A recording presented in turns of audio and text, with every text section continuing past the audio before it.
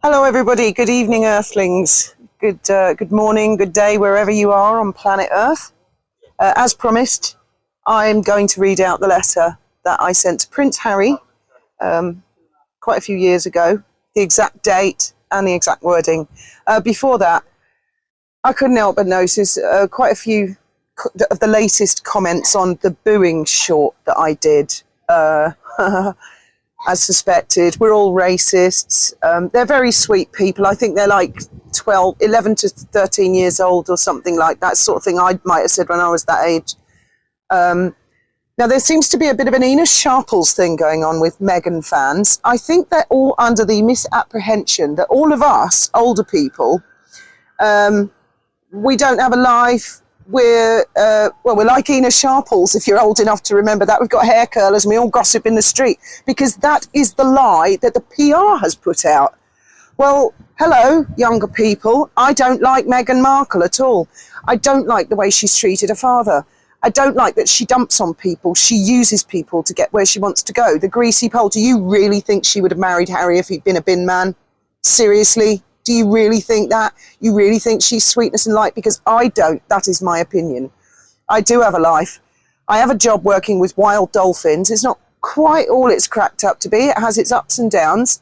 I have plenty going on in my life. I've got 2 teenagers. Well, one of them's 21.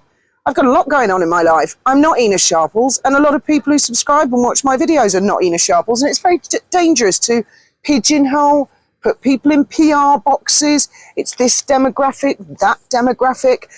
They don't like Meghan because they're old and stupid and racist. If you're young and beautiful and intelligent, you love Meghan, you know, that's all PR people. They just pump, pump, pump. They never stop. Equally, these young people have said they didn't hear any boos.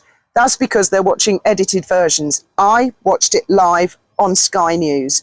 There's Kay Burley, and Sky News, they always dumb down everything. In fact, Graham and I actually call them Sly News most of the time because they edit so many things out. But because it was live, it caught them unawares. Andrew Morton, who wrote the Diana book, well, he didn't write it. Diana sent him tape recordings so he could write it. He's a huge Harry and Meghan fan. Even he admitted there were boos. And it was live. It was live. He was like, oh dear, I think there were a few boos there. He didn't say there were loads of boos, but he couldn't deny the fact that there were boos. I think enough people heard the boos. The other genre of criticism I've had from these people is that we're all bullies. We're all fat, old, thick, white, racist bullies. No, it's like Padina says, they needed a smackdown moment. They needed to hear what they're doing is not funny. Now, me, I've never been one for worrying about the environment and the hypocrisy of the private jets. But while we're on the subject, yes, it is a little hypocritical to constantly criticise us plebs who might want to get on the odd plane to go on a cheap EasyJet holiday or cheap TUI package holiday, if there's such a thing, and then jump on a big gas-guzzling thing, back, forth, all over the place. So, yeah, while we're talking about hypocrisy, there is hypocrisy there. There's a million reasons people don't like Meghan. So wake up. It is not that all the critics of Meghan and Harry are racist, thick, white, old, ugly. You know, give it up. Give it a rest, Meghan. I'm not talking about sugars. I'm talking about just genuine Harry and Meghan fans, or fans of theirs who just don't even look into it at all. They just go, oh, aren't they nice looking? Therefore, they must be nice. Which is what I was saying before, which is such a shallow way to look at things. So if someone nice looking says something to you, then, well, they must be right. Well, you're going to get ripped off by a load of con artists, because that's generally how con artists work. Not that I'm suggesting Harry and Meghan are con artists. Not for a minute. I also got this towel, which my kids threw in the bin, right? I didn't actually buy this. Benji went on a school trip from Gibraltar. They were supposed to go to London, but there was some sort of terror thing. So in the end, they ended up going to Swansea or somewhere like that. And they took him to Windsor. And we had to give him like £500 pocket money for however long they went for. I think it was a week. And being very young, I think he was about 13 at the time, he bought a towel for £38. £38. And he didn't buy it for his mummy or daddy. He bought it for him because he just liked it. He thought, oh, I quite fancy a towel of my own. Then he trashed it. made me cry that he spent 38 quid on a towel. It's not even a very big towel. You know, it's not a bath towel. It's become a bit rain damaged, having been on our old boat for years. But I sort of cling to it and think, I'd never pay 38 quid for a towel. So there you go. It's got Windsor Castle. It's got Windsor Castle, and it goes through both sides, and it's written back to front the other side, you know, as you'd imagine. So I'm keeping that. You can actually see the tea stains. Prince Andrew made that himself in the Windsor Castle sweatshop. Yeah, of course he did. Right, Harry, the letter to Harry. Loads of you are going to throw up when you hear what I wrote to them. And so I'll clear a few things up before and then a few things again after. Number one, I was always a huge Princess Diana fan, enormous Princess Diana fan. And I like the Panorama interview. I don't care what anybody says. I think she would have done that interview with or without coercion. I know there's been all the Bashir scandal in the BBC. I don't care. She would have done that interview with or without. And at that time, when it was aired, I think I just about had one of the shittiest years of my life. My dad had died, and I adored my dad, and I was devastated. And that was just one thing that happened that particular year. And all my life, from when I was little, it was all very reverent. The royals are perfect. The royals are sinless. The royals are Church of England. The Queen's the head of the Church of England. Of course, we all know different these days. And they're a lot more with the times, and they're a lot more realistic. And so are people with their expectations of them, because they're human beings like we are. But up until the Panorama interview, I mean, I didn't even really realise there was such a thing as PR. I just thought royals are perfect. Until she sat down and she said, hey, guess what? I'm not perfect. I've had a shitty day. I've got problems. I've messed up. And I really appreciated that she did that. Okay, so with that spirit in mind, and also the fact that at the time that I wrote this letter, I did not like Meghan, but I was hardly going to write to Harry at the time and say, I don't like your wife. I think she's a bitch. Didn't think that would go down well with him. So I don't really talk about her in the letter, but I shall read it out to you now. And the date that I sent it, it was more than a few weeks before Megxit. I sent it on Tuesday, the 22nd of October 2019. Okay, now I actually handwrote it in my terrible, terrible handwriting, but I felt that when you write to a member of the royal family, you should make an effort to type it up, sign it, do something nice. And also I sent it in a very unusual way, a very, very unusual way, so that I would know that it had been received. And I'm not going to go into how I sent it. So here we go. Your Royal Highness Prince Henry, I write to you as a friend from afar who watches your difficulties, reads the cruel comments online and sympathises with you enormously. It is hard enough to listen to or read criticism of oneself, but far worse to watch someone you love being torn apart on a daily, if not hourly basis. So that you understand where I am coming from and my background, you only have to Google Fiona Mont to see that I too, although not on your scale, have had my own family woes with the press, particularly the Daily Mail. We all deal with our own problems the best way we can, and we all have a different way. I would like to offer you my advice on how you could potentially handle the situation of some quarters of the press and online bullying. I write, of course, with complete ignorance of the details and intricacies of your situation, and having hummed and hawed whether to write to you or not, my conclusion is that it can't hurt to offer you my opinion. As it turns out, I think it did a lot of damage, unfortunately. You must grab the snake by the head, metaphorically speaking, of course. Bullies work in numbers, usually with a ringleader. In your case, there are many faceless ringleaders, but one in particular springs to mind, Piers Morgan. Your late mother gave the interview of the last century. I believe you should give the interview of this century. Not to a friend or ally, the soft option, which would be dismissed by critics as the easy option, but to the head of the snake, Piers Morgan. As I write, I can hear gasps of horror at the very suggestion. Nevertheless, I suggest it anyway.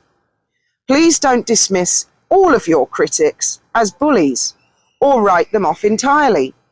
I have read many comments on the Daily Mail site, in brackets, a good barometer, over the past couple of years.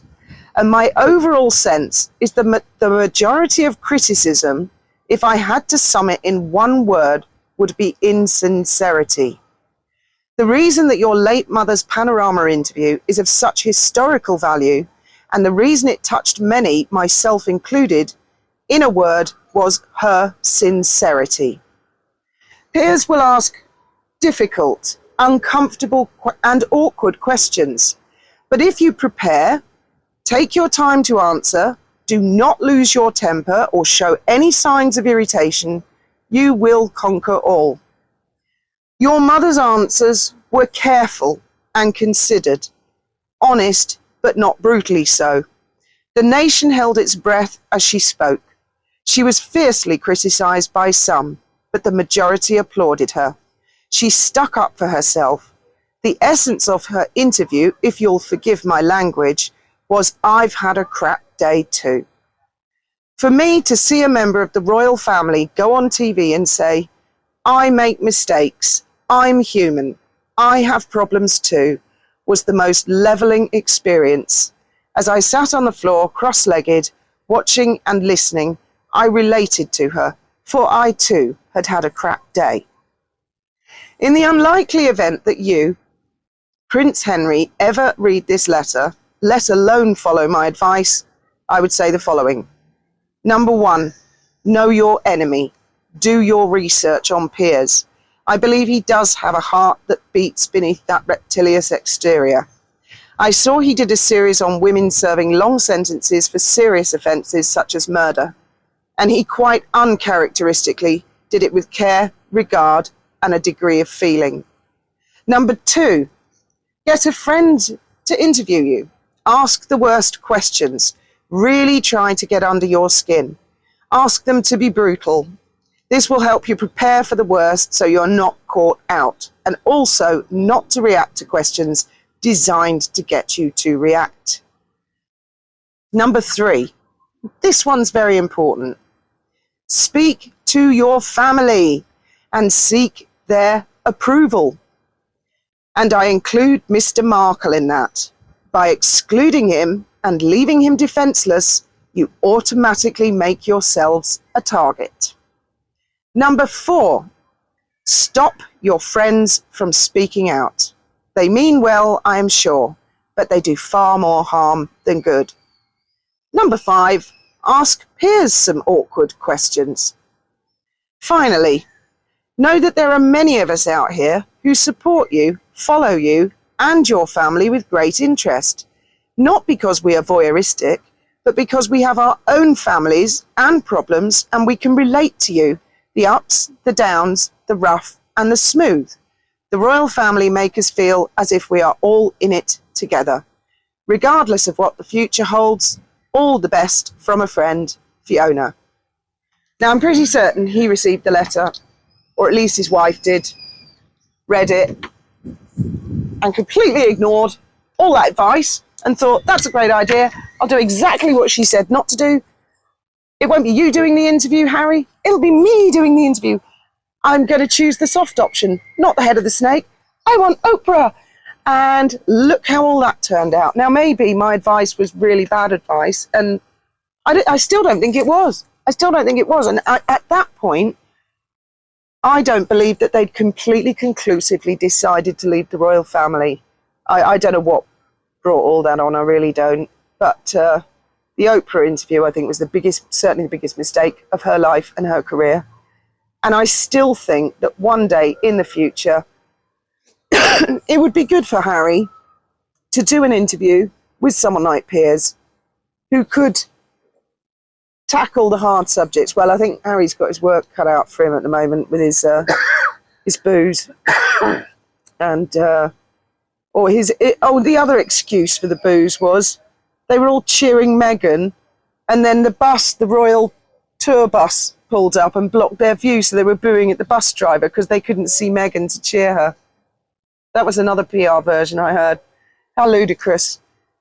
As Padina says, it's a smackdown moment. So there you go. Did I put the idea in Meghan's head to do the interview? Probably not. No. I know the letter was received, but it was received at its destination. Whether he read it, whether she read it, I don't know. It's all long gone in the wind now. All that is rather beside the point, isn't it? Well, we'll see what the future holds for them. Oh, and I have read every single one of your comments. I'd like to say hello to a particular lady who, actually a couple of people, who left long comments telling me about bullying that they've suffered in their lives. You are really strong people. I can't believe what you went through. Incredible. And if anyone else ever feels lonely or they want to just unload, do it in the comments. Trust me, I read them all. I read them all. And I take care. And also YouTube, don't be more naughty, because I like and love every comment to indicate to the reader that I've not only seen it, I have read it. And then I was going back through, and YouTube are unloving and unliking them. Don't do that, YouTube. Don't do that, because now I'm scanning through all to make sure. So if you don't have a love and a like, it does not necessarily mean that I have not read the comment. It just means YouTube are monkeying about again. And like, they unsubscribed me from my own husband that I live with. You know, I'm not going to notice something like that, YouTube. Give it a rest, PR people, for fuck's sake. We're grown-ups. We can make our own choices. Over and out from Gibraltar.